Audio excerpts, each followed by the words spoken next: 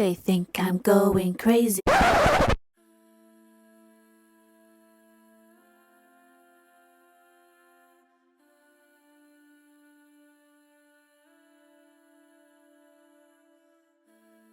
Au lendemain de mon anniversaire, j'avais beau me répéter que c'était une journée de plus, une journée comme une autre, force était pourtant de constater qu'elle démarrait autrement, différemment. Cette première journée d'une nouvelle année semblait plus pesante, plus lourde, et déjà mon corps semblait se soumettre davantage à la pesanteur, en s'enfonçant un peu plus vers le centre de la Terre, où nous étions tous destinés à achever notre course. Les premiers rayons du soleil timide vinrent me sortir avec douceur d'un sommeil trop léger, et je sentis mon corps lourd enfoncé dans le matelas. Il m'apparaissait que j'étais littéralement enfoncé dans le matelas, sur une profondeur de plusieurs centimètres. Il me semblait que si je venais à me lever, il resterait sur le matelas de mon lit les contours parfaitement tracés de ma silhouette, comme dans une pâte à modeler. Mais la question ne se posait pas car j'étais pour l'heure totalement incapable de me lever. Mes muscles engourdis ne semblaient plus avoir la force de soulever quoi que ce fût. Et voilà que j'activais 2 de ces muscles avec une difficulté remarquable pour soulever enfin, et avec peine, la plus petite, la plus fine et la plus légère partie de mon être. Mes paupières. Mes paupières. Comme les rideaux de moi-même, ces fines membranes séparaient pour mon âme le rêve de la réalité, le jour de la nuit. Et voilà que je les ouvrais doucement pour découvrir le monde et affronter ce nouveau jour naissant. Et c'est là que je le vis. Son visage difforme me fixait. Il était resté là, toute la nuit, ou tout du moins une partie du petit jour, à me regarder dormir avec une condescendance palpable que déjà je sentais, au premier de nos regards échangés. Mais son visage s'était déformé. Je ne le reconnaissais qu'avec difficulté. Il ne se ressemblait pas. Il y avait en lui quelque chose de modifié. Ses traits étaient tirés. Son regard avait changé. Quelque chose d'imperceptible le rendait plus doux. Il semblait moins sûr de lui, plus en proie à l'interrogation, comme si le doute avait fini par pénétrer sous la patine du temps. L'avenir me fixait de son regard rond, hagard sans doute de tant de questionnements, ahuri par l'incertitude de son état. Et en plongeant mes yeux dans ses yeux, je ressentis soudain comme une forme d'apaisement.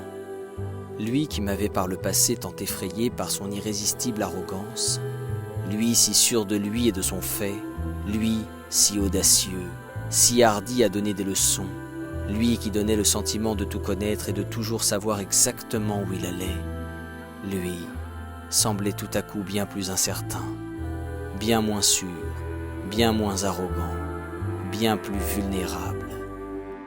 Et je pus enfin, le masque étant tombé, voir ses yeux ronds d'inquiétude et me reconnaître en lui. Il me fit moins peur, et je sentais que nous étions prêts enfin à nous apprivoiser. Je pouvais sentir presque physiquement toutes les questions qui le hantaient, cet avenir troublé. Il était tout à coup bien moins fier, et je le trouvais plus beau. J'ai toujours trouvé beaucoup plus élégant l'honnêteté de celui qui admet ne pas savoir au jeu prétentieux de celui qui se targue de tout connaître et qui se farde de ce masque peint d'arrogance et de dédain pour fanfaronner en criant à qui veut l'entendre un « moi je sais » rabaissant pour celui qui le reçoit. Ah, petit avenir, tu sembles si rassurant et je t'accepte avec tellement plus de douceur aujourd'hui que tu admets ne pas savoir. Te voilà secoué toi aussi par tant de questions. Sous ton masque tu manques d'air et tu t'interroges. Tu gardes tes distances et tu t'inquiètes. Je m'en amuse et je m'en lave les mains. Tu ne sais plus qui tu es. Un avenir radieux ou un avenir terne. Toutes les cartes de tes diseuses de bonne aventure sont rebattues. Te voilà aussi malléable qu'une pâte que personne ne sait plus modeler. Un jour tu prends telle forme et le lendemain telle autre. Je m'amuse de te voir abasourdi, toi qui m'as tant regardé de haut. Enfin, tu trouves avec les années et les petites coupures du temps qui passe, l'apaisement qui te permet d'accéder à une humilité qui te rend bien plus beau. Dans ton « je ne sais plus », dans ton imperfection, tu trouves ta vérité et c'est elle qui te sied le mieux. Quand tu quittes toute forme de déguisement pour te vêtir de toi, je te reconnais et t'accepte enfin. J'ai toujours préféré de bien plus loin les questions que les réponses. La réponse, c'est un instant figé, perdu. C'est cet instant où tout s'arrête. Ce moment où, assis en tailleur en haut de la montagne, on éteint toute forme de réflexion. La réponse, c'est la ligne d'arrivée. C'est une seconde, c'est la fin, c'est la mort. La question, en revanche, c'est le début et la continuité de tout. La question, c'est l'éternité. La question, c'est la vie, le mouvement perpétuel, un pas devant l'autre. Et quand bien même l'avenir, aussi incertain soit-il, ne nous donne pas de perspective de fin, et quand bien même les réponses incertaines peinent à venir, il y a dans la question l'équilibre qui permet de ne pas tomber. La force d'inertie qui donne de la vitesse pour rester debout. La force d'inertie est appelée force fictive, car elle ne découle pas d'interaction entre objets, mais est seulement la conséquence d'un choix de référentiel. N'est-ce pas là toute la définition de la liberté ? Créer sa propre réalité, en choisissant ses propres référentiels pour soutenir une force fictive qui nous tienne debout dans une réalité à l'avenir impalpable. J'aime les questions. Ma vie est un mouvement permanent initié par les questions que je me pose. J'avance à petits pas sur un pont suspendu, brinque-ballant, planche de bois après planche de bois, petit pas par petit pas, en me cramponnant de part et d'autre à des cordages qui me cisaillent les mains. Et dans cette douleur, et dans cette crainte de sentir craquer l'une des planches sous le poids de mon ignorance, et dans la peur de perdre l'équilibre, j'avance. J'avance, vivant du vent qui souffle et déstabilise mon mouvement.